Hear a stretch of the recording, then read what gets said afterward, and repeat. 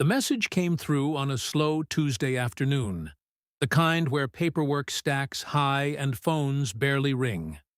A teletype alert, routine, almost forgettable, slid across Detective Frank Lawrence's desk.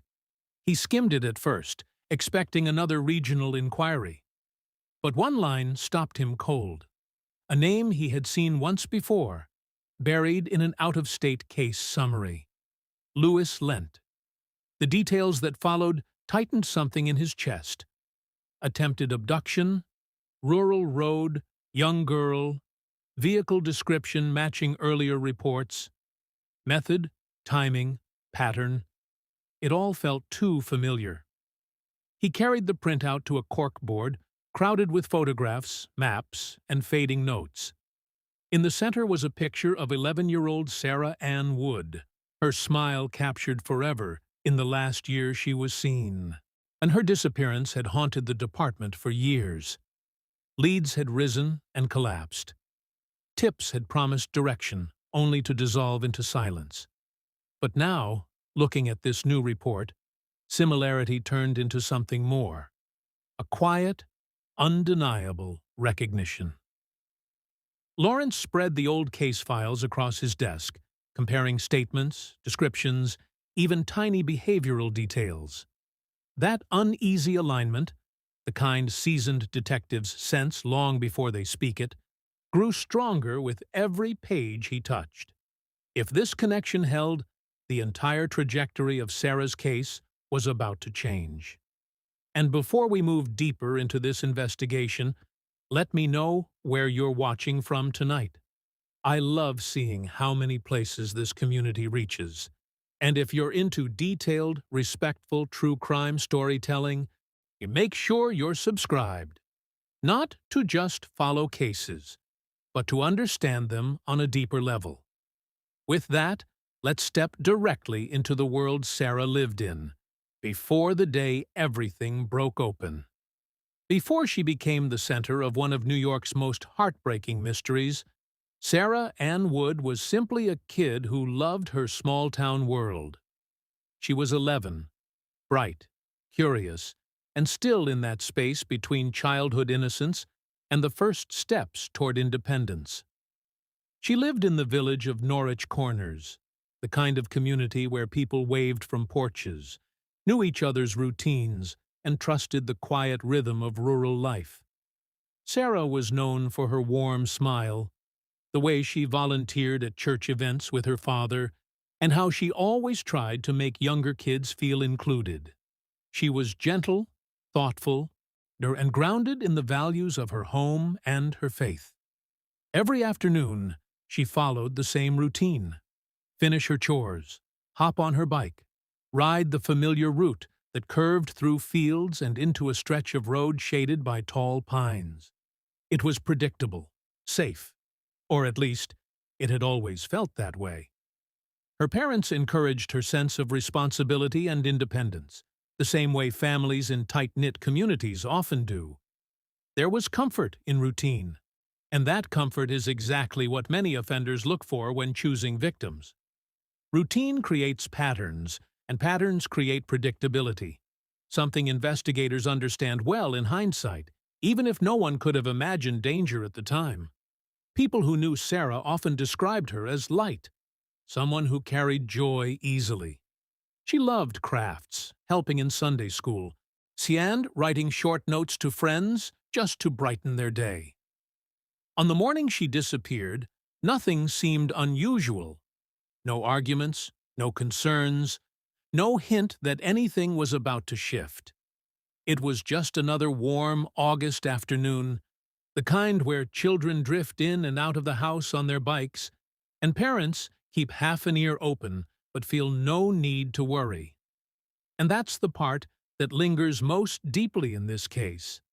The simplicity of her day, the innocence of her routine, and how quickly a familiar path can become the center of a mystery no one was prepared for. On August 18, 1993, the afternoon light fell softly through the trees along County Route 49. It was the kind of summer day where time moves slowly, with the hum of insects in the fields and the distant sound of kids playing. And Sarah left her home on her bike just after 3 o'clock, planning to ride the short stretch toward her church to meet friends. It was a route she had taken countless times before, straight, open, and visible from several nearby homes. Nothing about it suggested risk. A few neighbors saw her pass by, pedaling steadily, her backpack resting lightly on her shoulders. She wasn't in a hurry. She wasn't distressed. It was an ordinary moment, the kind adults barely register because it looks so safe. And then, somewhere within a window of mere minutes, that ordinary moment collapsed. When Sarah didn't show up at her intended destination, her absence was noticed quickly. Calls were made. Parents started checking the usual spots kids might wander. But the familiar signs of a child simply running late weren't there. The search began small, neighbors walking the roadside calling her name. Then someone found her bike, leaning neatly against a tree. A few of her belongings were nearby, undisturbed. No struggle, no noise, no witness stepping forward to say they saw anything more than a girl riding her bike on a quiet road. It's the kind of abduction scenario investigators classify as a low-risk, high-speed event. The offender acts swiftly, seizing a moment when the victim is vulnerable, but visible enough that the disappearance will look impossibly fast. In these cases, the lack of struggle doesn't signal cooperation. It signals efficiency on the part of the offender. Seconds matter. And in this case, the window was so narrow that investigators later estimated Sarah vanished in less time than it takes to make a phone call. And the search that followed grew urgent, but even in those early hours, detectives realized the challenge they were up against. An abduction executed so quickly and so quietly that it left almost nothing behind. As the search widened and days began stacking one after another, investigators turned their focus toward the people who lived and worked near Sarah's route. Rural communities often have long-standing familiarity among neighbors, but familiarity doesn't eliminate scrutiny.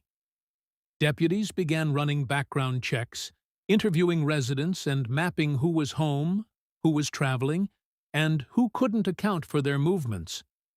One name surfaced early, not because of criminal history, but because of proximity and timing. A middle-aged man who lived less than half a mile from where Sarah's bike was found. And he had reportedly been outside doing yard work that afternoon, though no one could confirm seeing him during the disappearance window. He willingly spoke to detectives, explaining that he'd been inside briefly when Sarah would have passed by. His explanation was calm, cooperative, and consistent. Still, investigators had to evaluate him with methodical precision. They examined his property, walked his yard line by line, and collected voluntary prints. Nothing stood out. No physical evidence tied him to Sarah, and no behavioral indicators suggested deception. But the absence of evidence did not clear him entirely, at least not in those early days. In unsolved cases, investigators routinely build profiles of individuals who simply lived close to the last confirmed point of contact. It's not an accusation, it's procedure. While detectives parsed through interview notes and timelines, they also examined his vehicle, a step driven by a foundational principle in abduction investigations. Mobility matters. Offenders who act quickly often rely on a car for speed and concealment. But again, no forensic trace linked his vehicle to the disappearance. Before moving forward, here's a different kind of engagement checkpoint, more analytical than emotional. Based on what we know so far, do you feel proximity alone should elevate someone from a witness to a potential suspect? Or should investigators weigh behavior more heavily than location? Your interpretation adds depth to how this community's early investigative decisions are understood today. By the end of the first week, the man was no longer considered a top priority. He wasn't officially cleared, But investigators shifted their attention elsewhere, prompted by new information that suggested someone completely outside the neighborhood might hold answers. Someone passing through, someone unnoticed. In the second week of the investigation, a call came in from a truck driver who had been passing through the region on the day Sarah disappeared. He didn't live nearby. He wasn't familiar with the community. But he remembered something, a detail small enough that many drivers might dismiss it, yet specific enough that investigators paid attention. He reported seeing a light-colored sedan pulled onto the shoulder of County Route 49, around the same time Sarah would have been riding her bike. The driver appeared to be speaking to someone near the passenger door. That the truck driver couldn't confirm the age or appearance of the person standing outside the vehicle, but the timing aligned closely with the disappearance window. Detectives logged the account and revisited the area with a fresh perspective. A pulled-over vehicle wasn't inherently suspicious. Breakdowns, phone calls, and quick stops happen constantly on rural stretches. But when a missing child case intersects with a roadside encounter, investigators must consider every possibility, especially those that involve mobility and opportunity. While the truck driver's description was limited, he offered one helpful detail. The sedan had an out-of-state plate.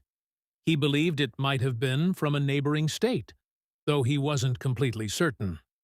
In cases involving interstate traffic, with this single detail can dramatically widen the scope of the investigation. A local offender often leaves a pattern. A passing traveler may leave nothing at all. Detectives began combing through license plate reader data, toll booth records, and traffic camera footage. But in 1993, surveillance systems were nowhere near as comprehensive as they are today. Many of the roads in this county weren't monitored, and the surrounding highways had large gaps with no camera coverage at all. This represented a significant investigative limitation of the era, one that modern digital infrastructure has since dramatically improved. They also reached out to nearby jurisdictions, asking whether any similar incidents had been reported in the days before or after Sarah's disappearance. 2 counties away, there had been a suspicious vehicle report involving a driver trying to speak to a young girl near a convenience store. The description didn't fully match, but it was enough to raise questions. Was Sarah's abductor someone local? Or was the culprit a passerby, someone who entered the community, acted quickly, and vanished without leaving a trace? Investigators couldn't answer that yet, but the possibility reshaped the direction of the case. As September settled over the small town, the mood in Sequat shifted from fear to something heavier, an emotional exhaustion that touched every home, every school hallway, every church pew. People who had once waved to each other without thinking now watched passing cars with suspicion. Parents who used to let their children play outside until dusk now kept them indoors, windows locked, backyards empty. The disappearance of a child in a community this small doesn't just create fear, it creates fractures. Neighbors began second-guessing each other's routines. The innocent coincidences suddenly felt significant. A man taking an evening walk was reported to police because he seemed out of place. A delivery driver was stopped twice in one day. Even friends found themselves questioning each other, caught between loyalty and the desperate need for answers. At Squite Valley Middle School, Sarah's teachers struggled to maintain a sense of normalcy. The cheerleading squad left her place open on the mat. Her desk remained untouched, her books still stacked neatly where she had left them. Students whispered about her during lunch, trying to make sense of what had happened, some too young to grasp the gravity, others old enough to feel the full weight of it. The Woods family remained at the center of this storm. Frances barely slept, wandering the house at night, replaying every decision from that day. Robert poured his energy into coordinating with police, pastors, and volunteers, his grief fueling a determination that bordered on superhuman. Dusty and Nikki felt helpless, watching the search teams come and go, knowing they couldn't do anything but wait. What made the situation even more unbearable was the constant wave of false leads. Every day brought new tips: a supposed sighting at a grocery store, a caller claiming Sarah had been seen in a distant city, a stranger insisting she'd been taken across state lines. Most were well-intentioned, but some were cruel pranks, forcing investigators to sift hope from misinformation over and over again. Residents held vigils, filling the church where Robert preached with candles and petitions. The sanctuary, once a place of routine worship, it had become a refuge for a grieving town searching for any sense of direction. Behind the scenes, the investigation continued, but morale was slipping. Weeks had passed, and still there was no suspect, no confirmed sighting, no evidence beyond Sarah's bicycle and the items placed so deliberately in the brush. Yet detectives knew that in many child abduction cases, the first break often arrives when no one expects it. And for this case, that break would come from a direction no one in Sequat could have imagined. By early October, the search for Sarah had reached a painful plateau. The initial surge of manpower, hundreds of officers, volunteers, and specialized teams began to scale back. Not because anyone wanted to stop, but because every lead had been exhausted. Every trail had faded. The woods had been searched and researched. The canines had swept the area repeatedly. Helicopters had scanned the landscape from above. Yet nothing new emerged. For detectives, this was one of the hardest stages of an investigation, when effort is no longer the issue, but direction is. Without a suspect, without evidence, without a credible witness, the case had become a labyrinth with no openings. Investigators continued meeting daily, reviewing maps, timelines, and interview notes. They revisited people who lived along Sarah's route, hoping that someone remembered a detail they didn't realize mattered before. But memory fades quickly, and no one could add anything useful. The Woods family endured this silence differently. Francis held on to hope with a painful grip, insisting that Sarah was alive somewhere. Robert balanced that hope with realism, as preparing himself for outcomes he didn't want to imagine. Dusty described the house as too quiet, the kind of quiet that didn't feel peaceful, just wrong. As fall turned into the early days of winter, tips continued to arrive, but the quality of information deteriorated. Many were wild theories. Some came from people seeking attention, and others from callers who simply wanted to feel involved. Police pursued each one anyway. They had no choice. The alternative, missing the one real lead, was unthinkable. By November, the command center downsized, consolidating from dozens of desks and phone lines to a smaller, more manageable space. Files were organized, case summaries were updated. The daily operations shifted from active search to investigative maintenance. Sarah's posters remained everywhere: gas stations, post offices, to school bulletin boards. Her name stayed on local news broadcasts, but public momentum had begun to drift, as it often does when weeks turn to months without answers. Despite that fading attention, detectives never closed the case. It remained open, active, and haunting. The sense of unresolved urgency lingered in every briefing, every conversation, every quiet moment when someone looked at Sarah's photo and wondered what they were missing. What no one knew, not the investigators, not the community, not even the Woods family, was that a man miles away was already carrying secrets that would eventually unravel everything. While Sarah's case hovered in painful stasis in New York, investigators in Massachusetts were grappling with a troubling series of events of their own, incidents that, at first glance, appeared unrelated. Here in Pittsfield and nearby towns, several young girls had reported encounters with a man who made them uncomfortable. In some cases, he'd tried speaking to them. In others, he circled the block in his vehicle, watching from a distance. None of the incidents escalated to a crime, but the pattern was unsettling. Parents in the Pittsfield area began warning their children to walk in groups. School resource officers increased their patrol presence. Still, there was no specific suspect, no clear identity attached to the reports, just fragments of descriptions: a man with wire-framed glasses, a mustache, an older model truck or van.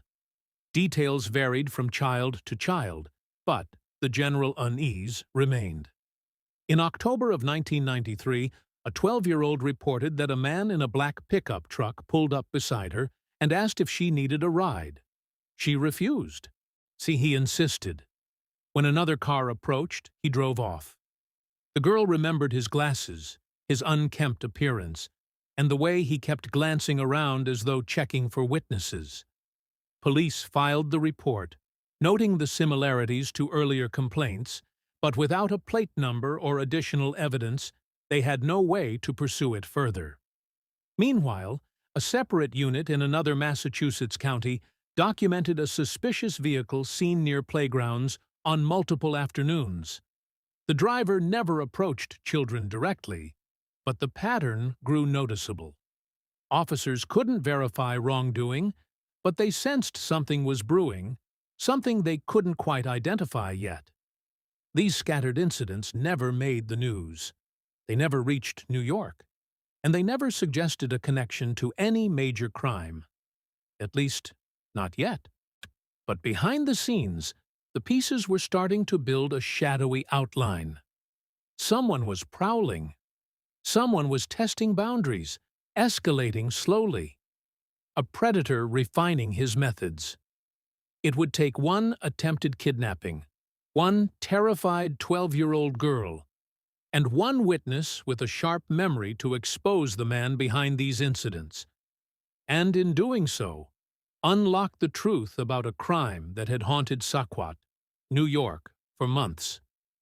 On the morning of January 7, 1994, the temperature in Pittsfield, Massachusetts, sat well below freezing. Snow covered the sidewalks in uneven layers, and most people were focused on getting to work, heads down against the cold. Just after 7 o'clock, a 12-year-old girl was walking alone toward her school, following a route she had taken dozens of times before. As she approached a busy intersection, a man stepped into her path. He didn't shout. He didn't run. He closed the distance quickly and pressed what appeared to be a firearm against her back, speaking in a controlled, low voice. He instructed her to move toward a nearby pickup truck parked along the street. In cases like this, the moment between first contact and attempted relocation is critical. Investigators often refer to it as the decision point, the few seconds where a victim's response can determine whether the situation escalates or collapses. The girl resisted. Instead of complying, she dropped her weight to the ground, making herself difficult to move. She screamed. She created noise, disruption, visibility. The man attempted to pull her up, but her resistance forced him into a situation he hadn't planned for. A nearby witness turned toward the sound. Another person began to move closer. Within seconds, the control the offender had tried to establish broke down. The girl managed to pull free and ran toward an adult standing outside a nearby building, shouting for help. The man abandoned the attempt, jumped into the truck, and sped away. But in that brief window, those few chaotic seconds, something crucial had happened. Someone had seen him clearly. A witness standing near the intersection had observed the encounter from start to finish. More importantly, he focused on the details that many people overlook in high-stress moments.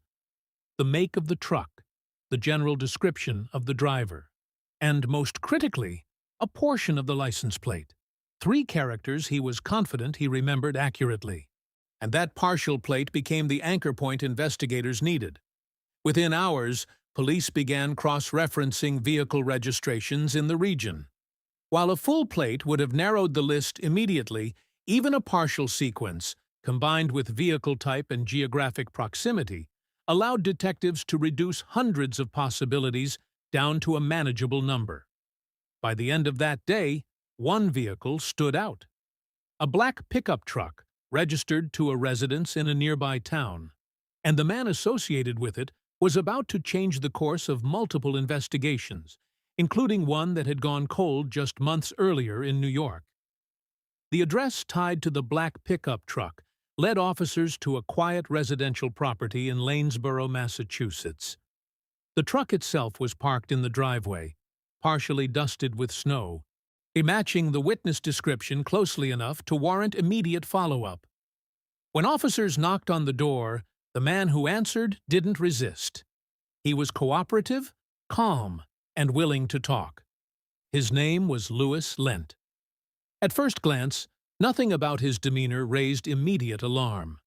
He spoke clearly, answered questions without hesitation, and agreed to come to the station voluntarily. This kind of cooperation can sometimes create a misleading sense of normalcy. In investigative work, behavior during initial contact is carefully noted, but it's never taken at face value. What matters is consistency between statements, evidence, and timeline. Lent told officers he hadn't used the truck that morning.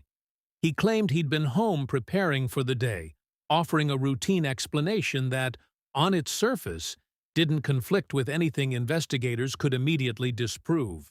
But outside the interview room, the case was already shifting. Witnesses from the attempted abduction were brought in for a photo lineup. Independently, they pointed to the same man. That identification changed everything. Police obtained a warrant to search the truck. Inside, they found the girl's backpack, discarded exactly where the suspect would have left it after she escaped. Nearby was a loaded revolver.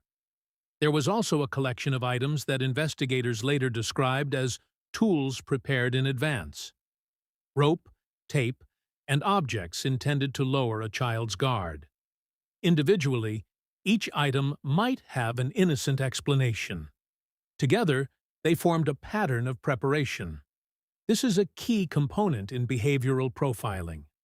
Offenders who plan abductions often assemble what investigators refer to as a control kit, items designed to restrain, manipulate, or manage a victim quickly. The presence of such a kit doesn't just suggest intent, it indicates repetition or anticipation of repeated acts. The search extended beyond the truck to Lent's residence. Inside, officers documented additional materials consistent with what they had already found. In the basement, they uncovered a partially constructed enclosed space, unfinished but clearly deliberate in its design. When questioned about it, Lent didn't offer a vague explanation. He admitted it was being built to hold victims. Statements like that are not treated as conclusions. They are treated as leads, claims that must be tested against physical evidence and known case patterns. And as investigators began doing exactly that, they realized Louis Lent was not just connected to one attempted abduction. He might be connected to something far more extensive. Back inside the interview room, investigators watched Louis Lent closely. His posture hadn't changed. His tone remained steady, almost detached. But the evidence was closing in: photo identifications, recovered items, the underground structure in his basement. When investigators re-entered the room, they weren't just asking questions. They were applying pressure strategically. In interviews like this, the goal isn't confrontation. It's inconsistency. Detectives widened the timeline, asking Lent to walk through his morning again, this time minute by minute.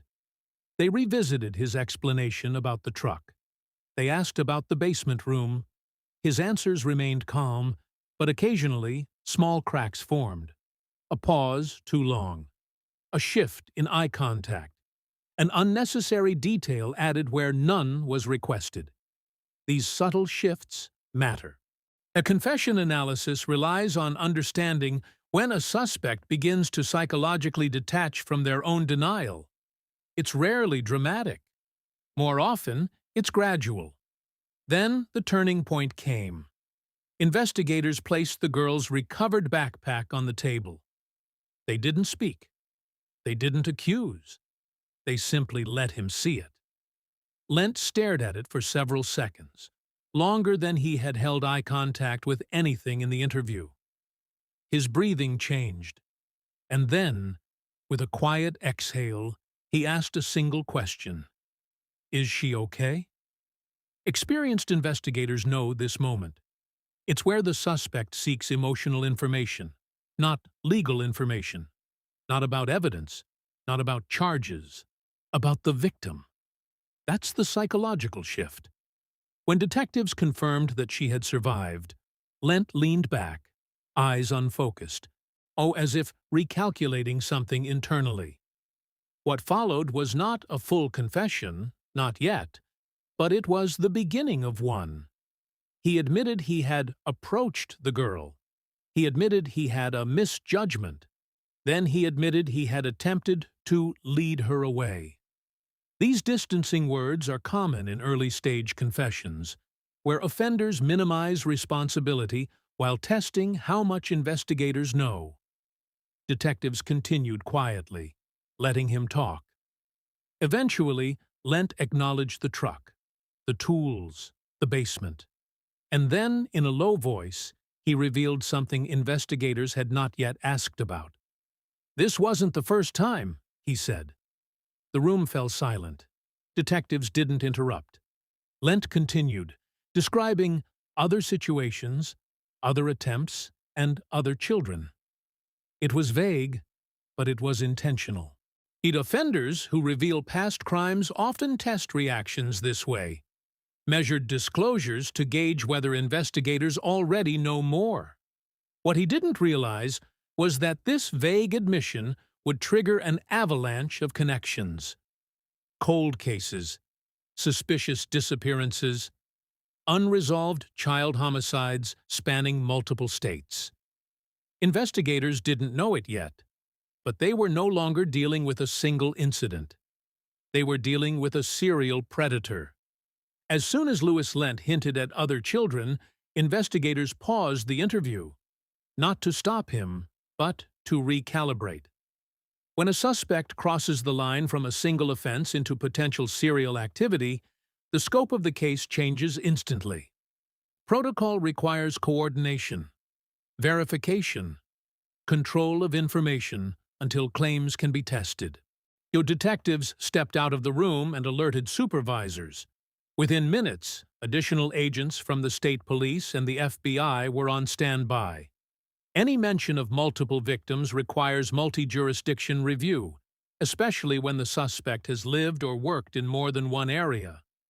Lent had. His employment history showed travel. His past addresses stretched across parts of New York and Massachusetts. That alone expanded the investigative map. When detectives returned, they focused on clarity. If Lent was telling the truth, he might be connected to cases that families had been waiting decades to resolve. If he was lying, his claims still mattered. They could mislead, redirect resources, or psychologically manipulate investigators. The questions became more structured. The investigators asked him to describe the other situations he mentioned. Lent spoke slowly, choosing his words with intention. He mentioned a boy near a lake, a girl outside a school, a child taken from a parking lot. No names, no dates, no locations precise enough to confirm anything immediately. But something about the descriptions felt practiced, as if he were replaying moments stored in fragments. Experienced detectives know that serial offenders often recall crimes in sensory detail rather than chronological order. Smells, sounds, specific weather conditions, a road sign, a piece of clothing.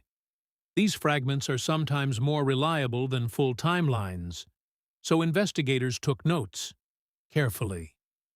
Then came the first solid thread. Lent mentioned a child who never made it home from school in the early 1990s. A missing persons case in Pittsfield, Massachusetts, fit that exact premise. Another remark about a lake near a state border echoed a cold case in New York. A third description resembled an unsolved homicide involving a young boy found near a dam. It was as if puzzle pieces scattered across two states were suddenly being pushed into the same box. By that evening, detectives from nearby counties were on the phone with each other. Archived reports were pulled. Old case files were reopened. Communities that had once searched for answers were suddenly back on the investigative grid. What no one expected was how far the connections would reach. Because while Lent continued speaking, describing pieces of incidents one after another, investigators began identifying patterns in victim age, geography, and method, patterns that matched long-dormant cases families feared would never be solved. And as those links tightened, one chilling realization surfaced. This wasn't just a man with a dark past. It was a serial predator whose trail had gone unnoticed for years.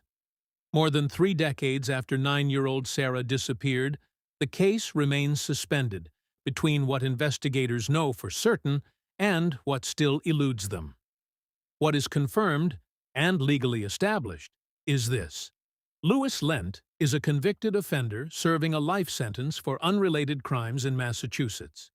His record is documented, his conviction status is public, and his history of targeting children has been substantiated through court proceedings. What is also confirmed is that Lent provided a detailed confession regarding Sarah's disappearance during the mid-1990s. Investigators have publicly acknowledged receiving that confession, and multiple agencies reviewed his statements. He described specific routes, landmarks, and disposal locations.